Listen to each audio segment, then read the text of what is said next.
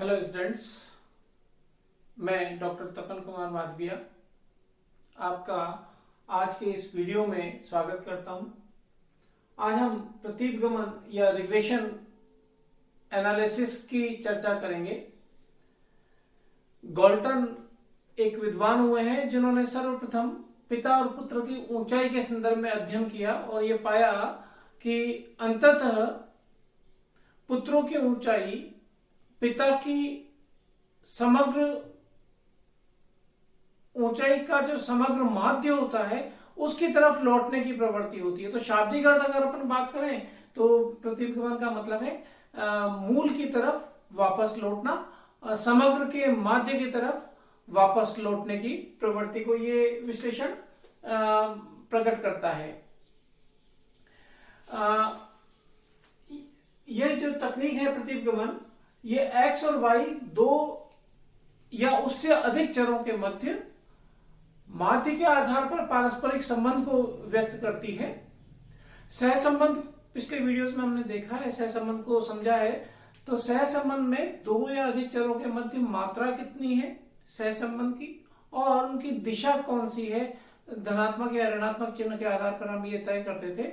परंतु सहसंबंध विश्लेषण ये नहीं बतलाता कि x चर मूल्य में इतना परिवर्तन हो जाने पर y चर मूल्य में कितना परिवर्तन हो जाएगा। तो इस बात को जानने के लिए कि एक स्वतंत्र चर में परिवर्तन का एक आश्रित चर के ऊपर क्या प्रभाव पड़ता है, उसके मूल्य किस प्रकार से परिवर्तित होते हैं, इस बात को जानने के लिए प्रतीपगमन विश्लेषण किया जाता है। तो वास्तव में ये जो अगर अपन रिग्रेशन एनालिसिस को अप्लाई करने की बात करें तो प्राय यह ज्ञात करना अत्यधिक महत्वपूर्ण होता है कि दो या अधिक चरों के मध्य वास्तविक संबंध है जिसमें एक चर के आधार पर दूसरे चर को प्रकट किया जा सके, दूसरे चर के बारे में अनुमान लगाया जा सके। तो इसलिए यही प्रतीपगमन का अर्थ भी है। जहां तक उपयोगिता की बात करें तो सबसे महत्वपूर्ण उपयोगिता तो इसकी यह है कि पूर्वानुमान की सर्वश्रेष्ठ तकनीक मानी जाती है। एक चर में परिवर्तन पर दूसरे चर में परिवर्तन अगर अपन ज्ञात कर सकते हैं तो दूसरे चर के जो आश्रित चर है उसके वैल्यूज को हम ज्ञात कर सकते हैं। जैसे कि मैं यूं कहूं कि अगर बिक्री का अनुमान लगाना हो तो उसके लिए ये तकनीक अच्छी है। बिक्री में भी अगर अपन मान लें कि जैसे कि टेम्परेचर है, टेम्परेचर जैसे जैसे बदलता है उसके आधार पर जो उन्हीं वस्तुओं की बिक्री है उसमें किस प्रकार से परिवर्तन होता है, किस टेम्परेचर पर क्या उन्हीं वस्तु हो सकता है। तो टेम्परेचर को अगर अपन इंडिपेंडेंट वेरिएबल मान लें तो सेल्स ऑफ जो गर्म कपड़े हैं उनके बिक्री में क्या परिवर्तन हो सकता है उसके बारे में हम अनुमान लगा सकते हैं। इसी प्रकार से अगर अपन लेटेस्ट एग्जांपल ले लें तो बॉम्बे स्टॉक एक्सचेंज के जो सेंसेक्स है उसमें परिवर्तन को अगर अपन इंडिपेंडेंट वेरिएबल मान लें तो उसके आधार पर किसी शेयर के प्राइस में क्या परिवर्तन होता है उस शेयर के प्राइस का अनुमान हम लगा सकते हैं कि अगर इस सेंसेक्स में इतना परिवर्तन होता है तो अगर उनमें संबंध है तो ऐसी स्थिति में शेयर के मूल्य में, अंश के मूल्य में क्या परिवर्तन हो सकता है। तो इस प्रकार से इसके उपयोग, सबसे महत्वपूर्ण उपयोग तो यही है। इसके अलावा यह सहसंबंध को भी बताता है। इसके आधार पर हम दो या अधिक चरों के मध्य संबंध विद्यमान है या नहीं, किस प्रकार का मात्रा है, किस प्रकार की मात्रा है और उसकी दिशा है, इसको भी ये बताता है। प्रतीपगमन अगर हम प्रकार की बात करें तो ये भी सहसंबंध की तरह सरल प्रतीपगमन हो सकता है, यानी कि दो चरों के मध्य जिसमें एक स्वतंत्र और दूसरा आश्रित, ठीक विपरीत दूसरा आश्रित, दूसरा स्वतंत्र और पहला आश्रित, ऐसे हो सकता है। तो सरल प्रतीपगमन। बहुगुणी प्रतीपगमन, दो से ज्यादा चर विद्यमान हो सकते हैं और उनके मध्य प्रतीपगमन समीकरण बनाई जा सकती है और अनुमान एक के आधार पर दूसरों के लगाए जा सकते हैं।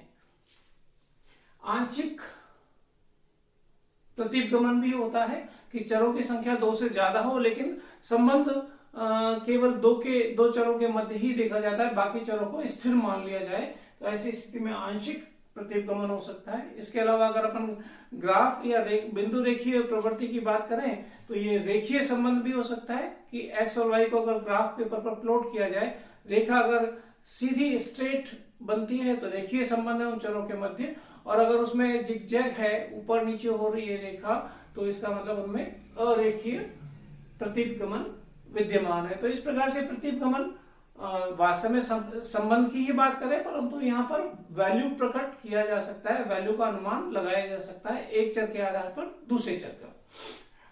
कार्य की बात करें तो प्रतिगमन रेखा के जो कार्य हैं वो महत्वपूर्ण उसकी उपयोगिता के आधार पर ही अपन व्यक्त कर सकते हैं। सबसे महत्वपूर्ण कार्य तो यही है कि सर्वोत्तम अनुमान इसके माध्यम से लगाए जाते हैं। इसके अलावा उपयोगिता में भी अभी मैंने बोला कि अगर अपन ग्राफ पेपर पर ले लें तो ये सहसंबंध का भी अनुमान लगा सकते हैं। अगर मैं इसको थोड़ा सा ग्राफ पेपर पे भी आपको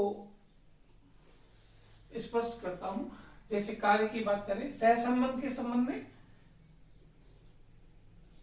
एक्स और वाई, एक एक्स ऑन वाई और दूसरा वाई ऑन एक्स, अगर दो रिग्रेशन इक्वेशन है तो यह धनात्मक सहसंबंध को बताता है अगर ग्राफ पेपर पर प्लॉट करें और लाइंस इस प्रकार की आ जाएं। ऐसे ही अगर इस प्रकार से लाइन बनती है इस दिशा में और इसमें जो है y ऑन x ये है और x ऑन y ये है, तो ये एक ऋणात्मक संबंध को बताता है। तो दो रेखाएं जब हम ग्राफ पेपर पे प्लॉट करते हैं तो वो साथ में सहसंबंध को भी स्पष्ट करते हैं कि सहसंबंध किस प्रकार का है और उनकी दिशा और मात्रा किस प्रकार की है। ऐसे ही अगर अपन ग्राफ पेपर पर प्लॉट करें और इस प्रकार से आपको एक रेखा प्राप्त हो जाए तो आप बोलेंगे कि x और y के मध्य पूर्ण सहसंबंध है। और अगर दो रेखाओं को x और y को प्लॉट करें और वो इस प्रकार की रेखाएं हमें बना के दे, ये y ऑन x है, ये x ऑन y, ये दोनों एक ही हैं, x ऑन y भी यही है और y ऑन x भी एक ही है, क्योंकि एक के ऊपर ही एक लाइन आ रही है, तो सिंगल लाइन है ये। इसको मैं वापस से अगर प्लॉट करूं तो ये ऐसे भी बन सकती है, इस प्रकार से भी अपने को दिख सकती है, धनात्मक और ऋणात्मक चिन्ह के हिसाब से। तो इसके कार्यों में ये भी एक कार्य है। यहां पर जैसे इस प्रकार की रेखा बने तो इसका मतलब सहसंबंध विद्यमान नहीं है उन दो चरों के मध्य में, तो ये भी इसका एक महत्वपूर्ण कार्य हो गया। इसके बाद हम उपयोग की बात करें तो जैसे अभी हमने उपयोगिता में बात की तो उसको प्रकट करने का तरीका अलग है, प्रश्न को पूछने का तरीका अलग होगा, उपयोगिता क्या होगी और इसका उपयोग कहां पर हो सकते हैं, पर दोनों बातें एक ही हैं। वही महत्वपूर्ण पूर्वानुमान में सबसे ज्यादा उपयोग होता है और सहसंबंध को निर्धारित करने में इसका उपयोग है। इसके अलावा एक उपयोग और हम बोल सकते हैं कि अगर हमें कॉस्ट की सीरीज दे रखी हो तो हम जानते हैं 3 प्रकार की लागतें होती हैं, स्थायी लागतें, परिवर्तनशील लागतें और अर्ध परिवर्तनशील लागतें। तो इसका एक महत्वपूर्ण उपयोग यह भी है कि जो अर्ध परिवर्तनशील लागतें हैं उनमें से जो स्थायी भाग है और परिवर्तनशील भाग है उन दोनों को पृथक सेग्रीगेट करने का भी काम प्रतिगमन करता है। इसमें भी इसका महत्वपूर्ण उपयोग है।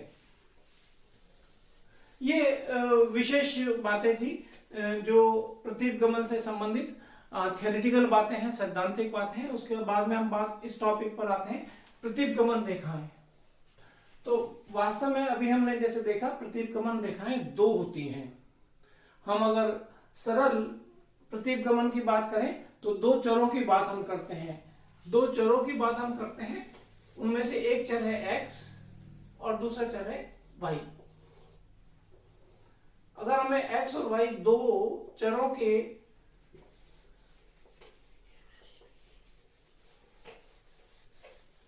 मूल्य प्रश्न में दे रखे हो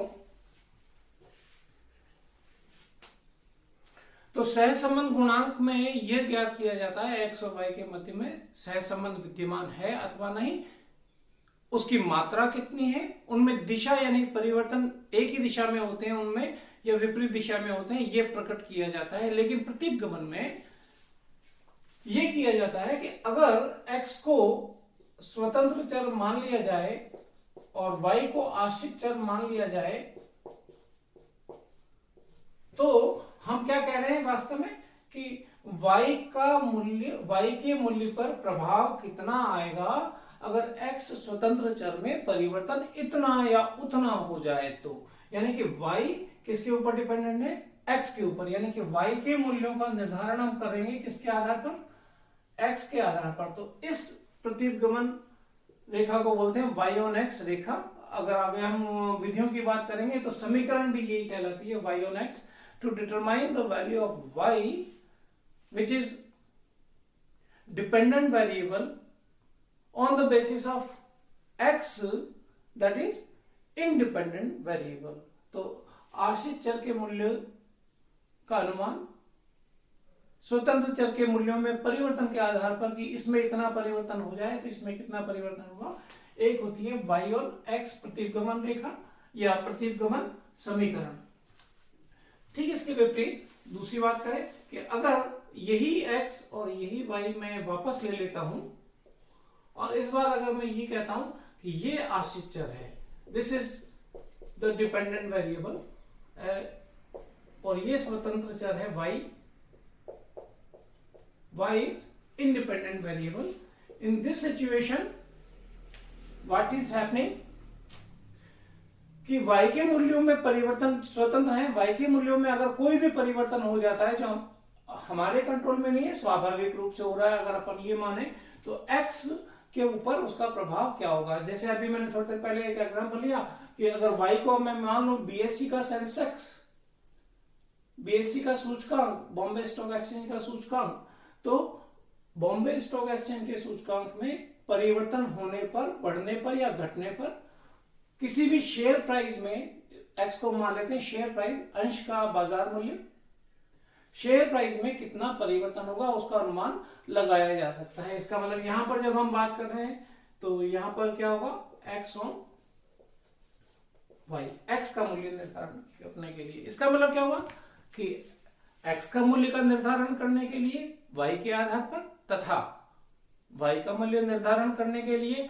x के आधार पर दो प्रतीपगमन रेखाएं होती हैं। इसलिए दो होती हैं, सबसे महत्वपूर्ण बात तो यही है कि इस कारण से दो रेखाएं होती हैं। इसके अलावा एक और कारण है कि प्रतीपगमन रेखाएं दो क्यों होती हैं, तो दो रेखाएं का जवाब ही महत्वपूर्ण प्रश्न बन के आता है अपने सामने, एग्जाम्स में भी अक्सर पूछा जाता है, why there are two regression lines. तो one of the reasons is this. Another reason is कि जो y बार से यानी कि मीन से जो डेविएशंस हम लेते हैं, उन डेविएशंस के स्क्वायर का जो योग है वो न्यूनतम होना चाहिए। ऐसे ही x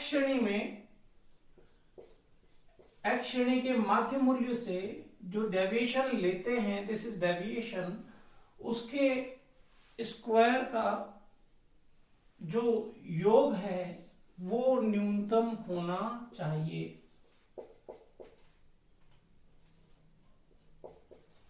यानी कि जब हम ग्राफ पेपर पर जो रिग्रेशन लाइंस बनाते हैं, मैं एक एग्जांपल के तौर पे इस प्रकार का ग्राफ मान लेता हूं कि दो रिग्रेशन लाइन ऐसे वैल्यूज अपने को प्रकट कर रहे हैं, this is x on y and this is y on x, x on y and y on x। तो जो y श्रेणी और x श्रेणी में, y श्रेणी में और x श्रेणी में जो ये जो अंतर आएगा, डेविएशन माध्य से विचलन के वर्ग का योग है, ये जो है ये न्यूनतम आना चाहिए क्षैतिज रूप से और लंबवत रूप से। तो जब हम y की बात करते हैं तो यूं बात करते हैं लंबवत रूप से, इस दिशा में ऐसे।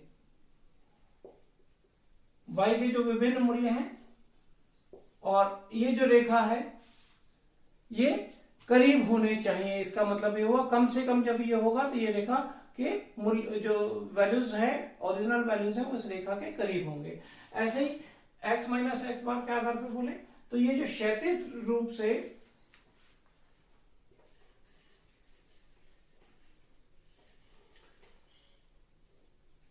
ऐसे जो वैल्यूज है क्षैतिज रूप से उनमें जो अंतर है वो कम से कम होना चाहिए। किसका?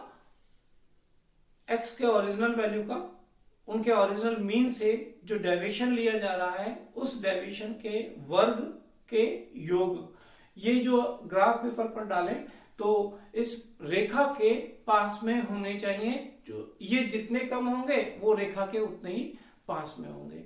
तो ये प्रतिगमन रेखाएं दो क्यों होती हैं, उसके महत्वपूर्ण कारण है। इसके अलावा हम बात कर रहे हैं कि प्रतिगमन समीकरण और विधियों की, तो उसको भी हम देखेंगे।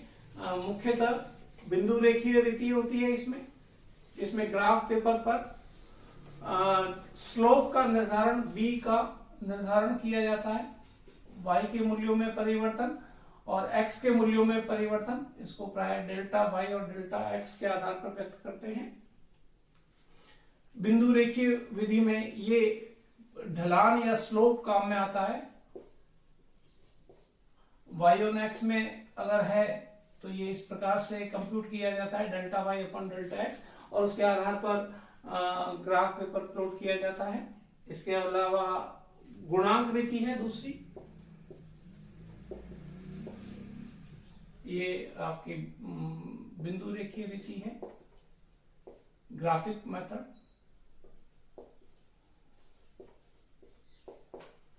गुणांक रीति होती है। इसके अलावा जिसमें कि प्रतिगमन गुणांक की गणना की जाती है, जो भी वापस दो होते हैं, बी एक्स ऑन वाई समीकरण के लिए बी एक्स वाई और वाई ऑन इक्वेशन के लिए B Y x.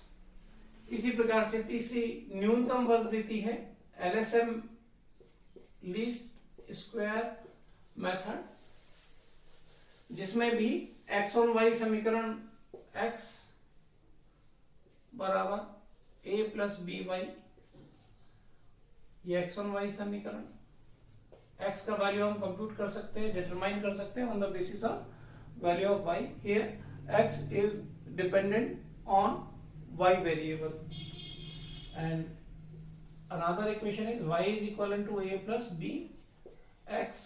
This is y on x। y के वैल्यू का निर्धारण इस समीकरण के आधार पर किया जाता है। a और b दो स्थिरांक हैं और y का जो मूल्य है वो आश्रित है किसके ऊपर? x के ऊपर, क्योंकि x में परिवर्तन, x स्वतंत्र है, उसमें परिवर्तन का प्रभाव y के ऊपर हम देख रहे हैं। तो इस प्रकार से ये तीन विधियां भी हैं जिनको हम डिटेल में और आने वाले वीडियो में समझेंगे और उसकी कैलकुलेशन, प्रैक्टिकल न्यूमेरिकल क्वेश्चन लेकर भी समझेंगे। तो इस प्रकार से रिग्रेशन एनालिसिस एक लाइन में मैं वापस समाप्त करता हूं कि दो से अधिक भी हो सकते हैं, बहुगुणी है या आंशिक है, तो पर प्राय हम सरल की बात करते हैं हमारे कोर्स के हिसाब से। तो जो सरल प्रतिगमन है उसमें दो चरों के माध्य से अंतर के आधार पर विश्लेषण जो किया जाता है वो प्रतिगमन है। इसमें एक सामान्य मान्यता है पुराने जो विश्लेषण किए गए हैं विशेषतः गाल्टन के द्वारा, कि जो वैल्यूज हैं श्रेणी के चर मूल्यों के जो मूल्य हैं वो कितने ही बिखरे, कम हो या ज्यादा हो, यानी बिखराव हो उनमें, लेकिन अंततः उनमें समग्र के यूनिवर्स के, उस चर के यूनिवर्स के माध्य के तरफ लौटने की प्रवृत्ति होती है। और इस तकनीक का सबसे ज्यादा उपयोग पूर्वानुमान में किया जाता है to forecast the value of x और to forecast the value of y। पर फोरकास्टिंग में इसका सबसे महत्वपूर्ण उपयोग होता है। साथ ही सह संबंध को भी ये बताता है कि उसमें मात्रा और दिशा कैसी है।